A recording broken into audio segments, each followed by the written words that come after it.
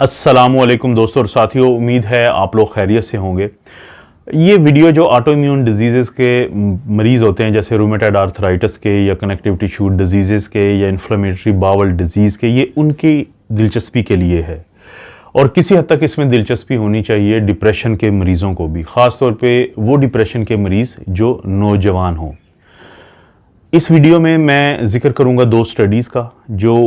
एक स्टडी की गई थी इटली के अंदर और एक की गई थी अमेरिका के अंदर। जो इटली की स्टडी है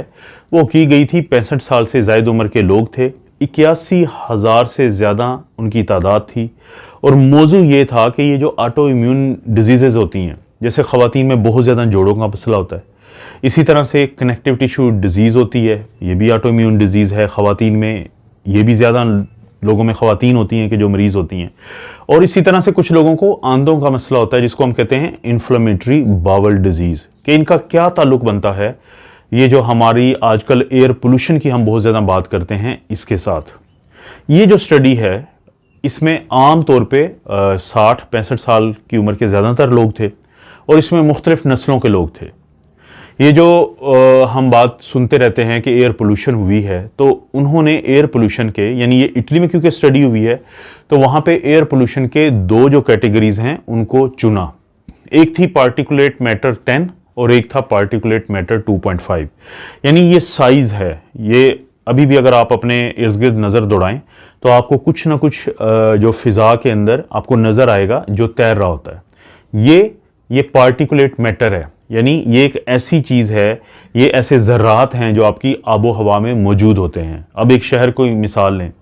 कि वहाँ पे गाड़ियाँ भी चल रही हैं, वहाँ पे साइड पे कहीं पे फैक्ट्रीज़ भी हैं, और ये दोनों जो अवामिल है ये मिलके उस आबो हवा के अंदर ऐसा कुछ ज़र्रात शामिल कर देते हैं कि जो लोगों के लिए फिर मुख्तलिफ़ किस्म के मसाइल की वजह बनते हैं। हम पहले से जानते हैं कि जो पार्टिकुलेट मैटर है या एयर पोल्यूशन है, ये सांस की नालियों में तो मसाइल को जन्म देती है, क्योंकि ये जो पार्टिकुलेट मैटर या ये जो ज़र्रात हैं, ये जब सांस की नाली में से गुजर के नीचे जाते हैं फेफड़ों में, तो हमारा इम्यून सिस्टम इनको फ़ौरन बॉडी समझ के इनके खिलाफ रिएक्शन देता है और उस रिएक्शन के नतीजे में सांस की नालियाँ जन्म लेती हैं। लेकिन इस स्टडी में देखा गया था क्या ऑटो इम्यून डिजीज़ में भी कोई किरदार है, और यहाँ पे दो जो पार्टिकुलेट मैटर हैं, एक का साइज़ था 2.5 और एक का था 10, यानी 10 वाला जो है वो बड़ा साइज़ है और 2.5 जो है छोटा साइज़ है। अब जो 2.5 होता है ये वो साइज़ होता है जो हमारे फेफड़ों की तह तक चला जाता है, और जो 10 वाला होता है वो आमतौर पे सांस की ऊपर की नालियों में रहता है। और जब कभी बारिश हो जाए, जब कभी मौसम तब्दील हो जाए, तो अगरचे पार्टिकुलेट मैटर 10 जो है वो तो ज़मीन पे बैठ सकता है, लेकिन 2.5 फिर भी आबो हवा में मुअल्लक रहता है। और ये दोनों जो पार्टिकुलेट मैटर हैं या दोनों जो ज़रात हैं, ये कहाँ से आते हैं? आपके आबो हवा की जो पोल्यूशन से, ख़राबी से, और आम तौर पे ये जिस शहरों में गाड़ियाँ ज़्यादा होंगी या जहाँ पे फैक्ट्रियाँ और मिलें चल रही होती हैं वहाँ पे। तो इसमें देखा गया कि एक ख़ास थ्रेशोल्ड है कि अगर इनकी, जैसे मिसाल के तौर पे जो पार्टिकुलेट मैटर 10 PM10 होता है, जब भी ये 30 माइक्रोग्राम पर क्यूबिक मीटर जो होता है उससे ज़्यादा इसकी कॉन्सेंट्रेशन या मिकदार बढ़ जाए तो इंसानी सेहत के लिए ख़तरनाक है। और इसी तरह से जो PM2.5 यानी पार्टिकुलेट मैटर 2.5, उसकी अगर तादाद 20 माइक्रोग्राम पर क्यूबिक मीटर से बढ़ जाए तो वो ख़तरनाक है। लेकिन ये स्टडी जो 81,000 लोगों से जायद पे की गई, 2017 जून से लेकर नवंबर 2020 तक की गई, तो देखा ये गया कि इसमें 12% वो लोग थे जो कि 9,700 से जायद बनते हैं कि जिनको ऑटो इम्यून डिजीज़ हुई, क्योंकि वो एक्सपोज हुए थे इन चीज़ों से, इन ज़रात से।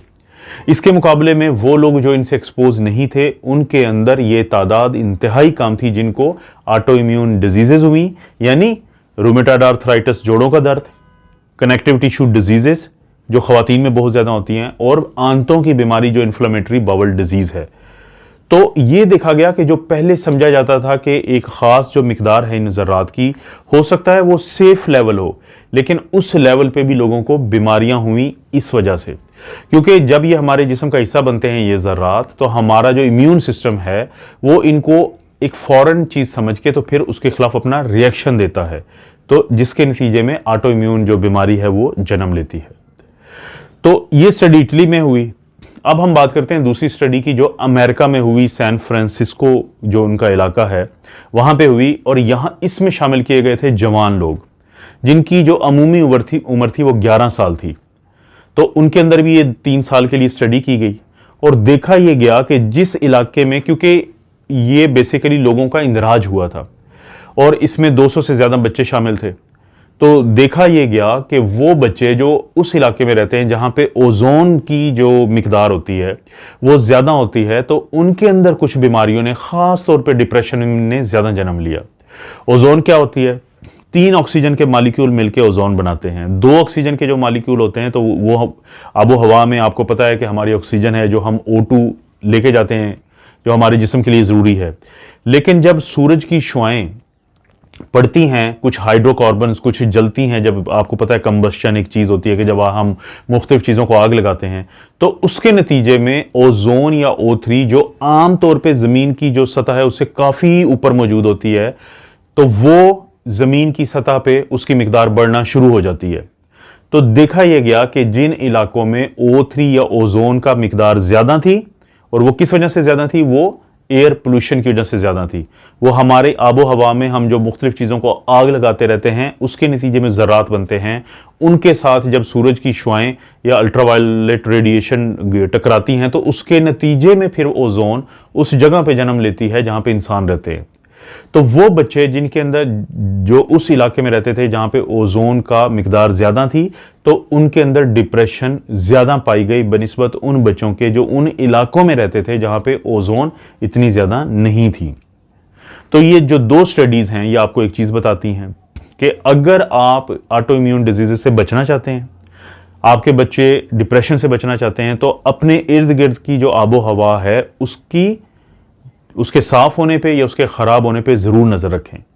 क्योंकि ऑटो इम्यून डिजीज़ के मरीज़ों के लिए तो एक ख़ास और चीज़ बड़ी क्लियर सामने आई स्टडी में कि बाज़ औक़ात ज़रूरी नहीं है कि आपका क्रॉनिक एक्सपोजर हो, कि आप बहुत अरसे तक इस चीज़ से का आपको सामना हो, बल्कि अगर आपको ऑटो इम्यून डिजीज़ का मसला है और आप कुछ देर के लिए ही एक ख़राब जो आबो हवा है उसमें आप सांस लेते हैं, तो हो सकता है कि अगले कुछ आने वाले दिनों के लिए ये बीमारी की शिद्दत में इजाफा हो जाए, अलामात ज़्यादा हो जाए और आपको काफ़ी ज़्यादा तंगी हो। इस तरह की स्टडीज़ भी आप लोगों को इस चैनल पर मिलती रहेंगी। आप अपना और अपनी फैमिली का ख्याल रखें। अल्लाह ताला आपको और आपकी फैमिली को हर किस्म की बुराई, बीमारी और आजमाइश से महफूज रखे।